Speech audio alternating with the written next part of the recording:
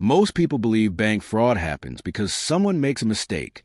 They imagine careless clicks, weak passwords, or fake emails tricking victims into giving away their information. It feels distant, preventable, something that only happens to other people. I believe that too. Until the night I discovered a hidden marketplace buried deep within the dark web, a place where stolen ATM cards were being sold the same way normal websites sell shoes or phones. It started during a cybersecurity research project. My goal was simple. I wanted to understand how financial data leaks actually spread after major breaches reported in the news. Articles always mentioned millions of accounts exposed, but no one explained where that stolen data went afterward. Curiosity pushed me toward encrypted networks, anonymous browsers, and invitation-only forums that existed far outside the indexed internet most people use every day. Access wasn't immediate. Several gateways failed. Links disappeared within minutes. Some pages required verification puzzles designed to block automated visitors.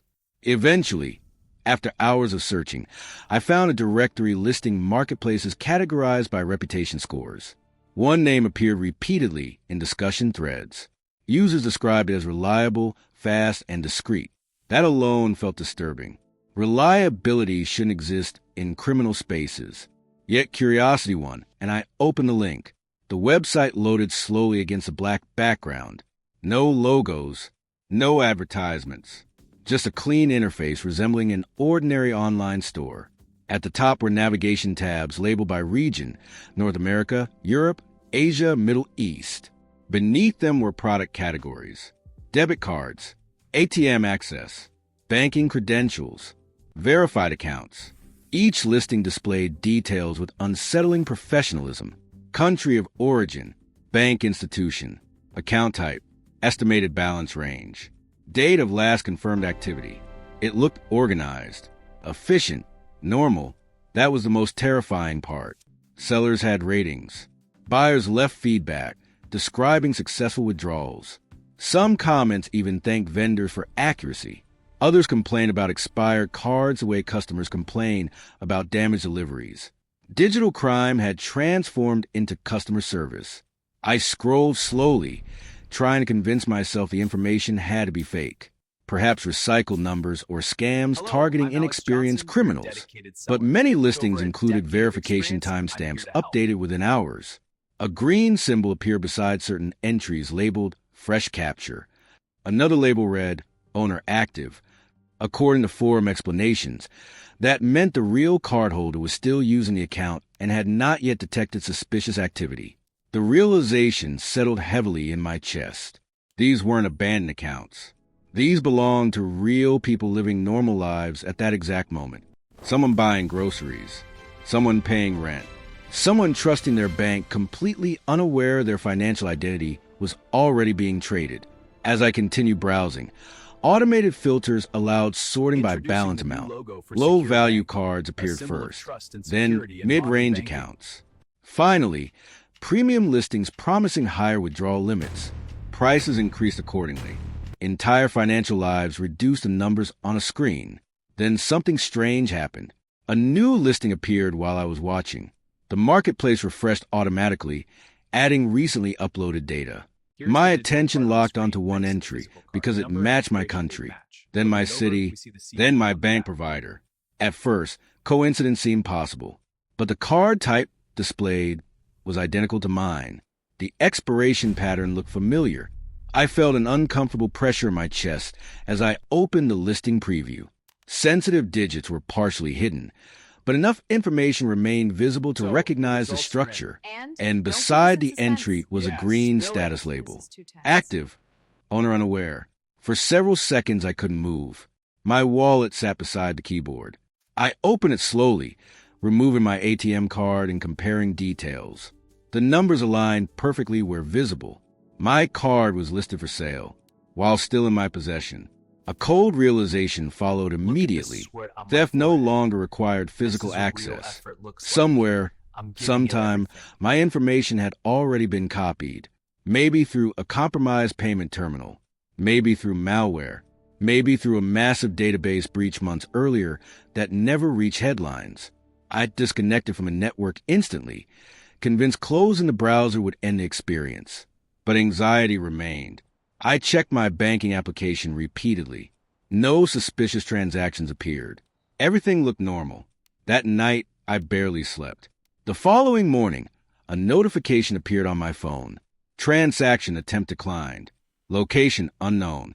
My bank flagged unusual activity overseas. Panic replaced disbelief. I contacted customer support, canceled the card, and explained what I had seen without mentioning how I found it. The representative reassured me fraud prevention systems had worked successfully, but reassurance didn't erase what I understood now. Someone had already purchased access. Days later, curiosity returned stronger than fear. I re-entered the marketplace using new precautions. The listing connected to my card had vanished, replaced by hundreds of new entries uploaded within minutes.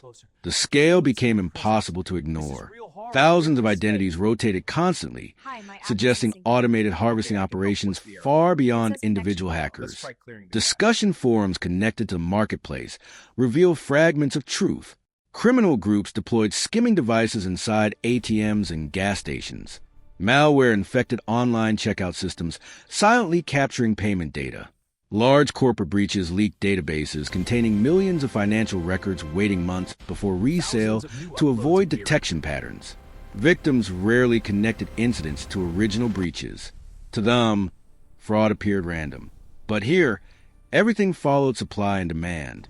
Another section of the marketplace displayed tutorials disguised as customer support guides explaining withdrawal timing windows before banks detected anomalies. Reading them felt like observing an industrial process rather than crime. Systems optimized for efficiency.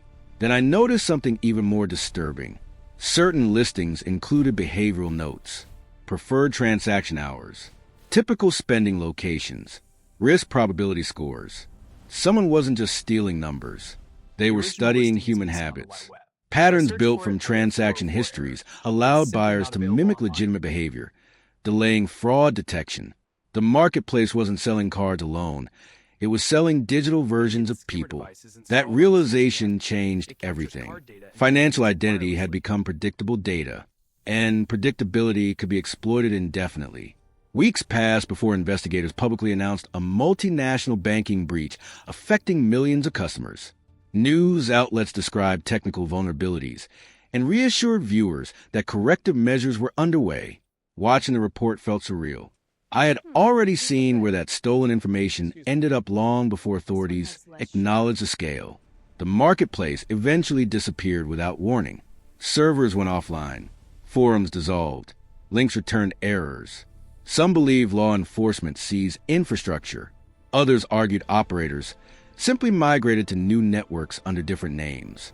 But disappearance didn't mean destruction. Data once copied never truly disappears. Some nights I still think about how ordinary everything looked. No dramatic hacking scenes. No mass criminals. Just quiet transactions occurring behind encrypted connections while ordinary people lived unaware. Technology promised convenience, speed, and connection. Yet every improvement created new vulnerabilities invisible to users. Smart payments replaced cash. Online banking replaced physical interaction. Security relied increasingly on systems few people understood. And somewhere beyond visibility, entire economies form around exploiting that trust. The frightening truth isn't that stolen ATM cards are sold online. It's how normal the process has become.